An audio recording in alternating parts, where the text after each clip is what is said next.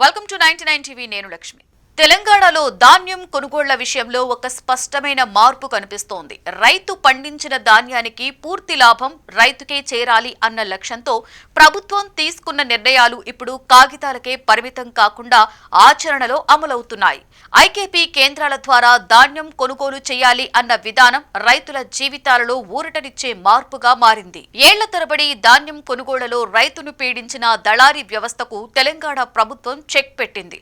మధ్యలో ఒక్క దళారీకి కూడా అవకాశం లేకుండా రైతు నుండి నేరుగా ప్రభుత్వమే ధాన్యం కొనుగోలు చేయాలి అన్న నిర్ణయం అమల్లోకి వచ్చింది. చివరి గింజ వరకు కొనుగోలు చేస్తామన్న స్పష్టమైన హామీ రైతుల్లో నమ్మకాన్ని పెంచింది. ఇంతకుముందు ధాన్యం అమ్మాలంటే రైతుకు ఎదురైన కష్టాలు అన్నీ ఇన్ని కాదు. పంట కోసి ధాన్యాన్ని కుప్పలుగా వేసుకొని మార్కెట్కు తీసుకొచ్చేవాడు. కానీ అక్కడ ధర నిర్ణయించేది రైతు కాదు, దళారులే. తూకంలో కోత, తేమ పేరుతో కోత, రవాణా ఖర్చుల పేరుతో కోత అంటూ రైతు ఆదాయం క్రమక్రమంగా తగ్గిపోయేది. ఎంత కష్టపడి పండించినా చివరకు చేతికి వచ్చేది ఆశించిన ధర కాదు. పంట అమ్మినా నష్టం తప్ప లాభం కనిపించని పరిస్థితి. ఈ వ్యవస్థ మారాలి అంటే కేవలం హామీలు సరిపోవు, కొనుగోలు విధానమే పూర్తిగా మారాలి అన్న ఆలోచన నుండే ప్రభుత్వం కొత్త విధానాన్ని తీసుకొచ్చింది. ప్రస్తుతం ధాన్యం కొనుగోలు అంటే ప్రైవేటు గోదాములు కాదు, దళారీ యార్డులు కాదు, ప్రభుత్వ ఆధ్వర్యంలోని ఐకేపీ కేంద్రాలే ప్రధాన వేదికలుగా మారాయి. రైతే నేరుగా ఐకేపీ సెంటర్కు వస్తున్నాడు. ప్రభుత్వం నేరుగా ధాన్యాన్ని కొనుగోలు చేస్తోంది. ఈ ప్రక్రియ మధ్యలో ఎలాంటి మధ్యవర్తులు లేరు, ఎవరికి అవకాశమూ లేదు. రైతు తన ధాన్యాన్ని తానే తీసుకొచ్చి తానే తూకం చూసుకుని ప్రభుత్వ రసీదు పొందుతున్నాడు. ఈ మార్పే పాలనలో తేడాని స్పష్టంగా చూపిస్తోంది. ఐకేపీ కేంద్రాలలో కొనుగోళ్ల ప్రక్రియ పూర్తిగా పారదర్శకంగా సాగుతోంది. డిజిటల్ తూకం యంత్రాల ద్వారా ధాన్యం తూకం వేస్తున్నారు. తేమ శాతాన్ని కొలిచే విధానంలో కూడా స్పష్టమైన ప్రమాణాలు పాటిస్తున్నారు. ప్రభుత్వం నిర్ణయించిన కనీస మద్దతు ధర ప్రకారమే ధాన్యం కొనుగోలు జరుగుతోంది. అత్యంత ముఖ్యమైన విషయం ఏమిటంటే కొనుగోలు అయిన ధాన్యానికి సంబంధించిన డబ్బు నేరుగా రైతు బ్యాంకు ఖాతాలో జమ అవుతోంది. మాటల హామీలు కాదు, ఫీల్డ్లో కనిపిస్తున్న ప్రత్యక్ష అమలు ఇది. రైతుకు తాను మోసపోనన్న భరోసా ఇక్కడే కలుగుతోంది. ప్రభుత్వం ఒక విషయం స్పష్టంగా ప్రకటించింది: ఒక్క గింజ కూడా మిగలకూడదు, ఒక్క రైతు కూడా మోసపోవద్దు.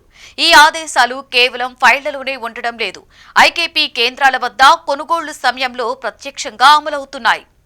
అధికారులు ఫీల్డ్లో ఉండి ప్రక్రియను పర్యవేక్షిస్తున్నారు. రైతుకు ఏ సమస్య వచ్చినా అక్కడికి అక్కడే పరిష్కారం చూపిస్తున్నారు.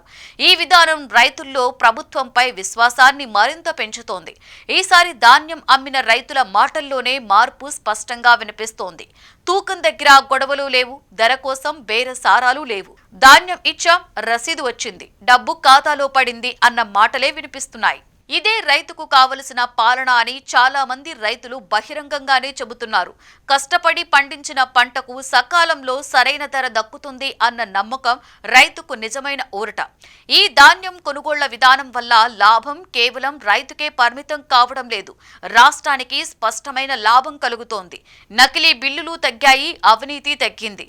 నిజమైన ఉత్పత్తే ప్రభుత్వ గోదాములకు చేరుతోంది. దీంతో ప్రభుత్వ ఖజానాపై భారం తగ్గుతోంది. వ్యవస్థ పారదర్శకత పెరుగుతోంది.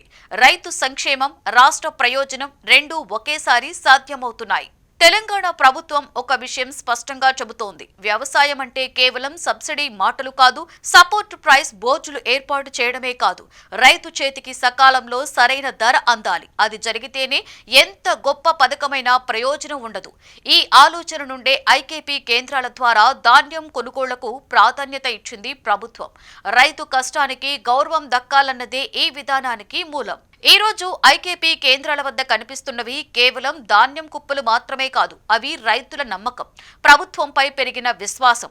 దళారులు లేకుండా చివరి గింజ వరకు కొనుగోలు చేయాలన్న నిర్ణయం ఒక సాధారణ పథకం కాదు, ఇది ఒక పాలనా స్టేట్మెంట్. రైతు నష్టపోతే రాష్ట్రం ముందుకు వెళ్లదన్న స్పష్టమైన సందేశం. తెలంగాణలో ఆ సందేశం ఇప్పుడు మాటల్లో కాదు, నేల మీద కనిపిస్తోంది.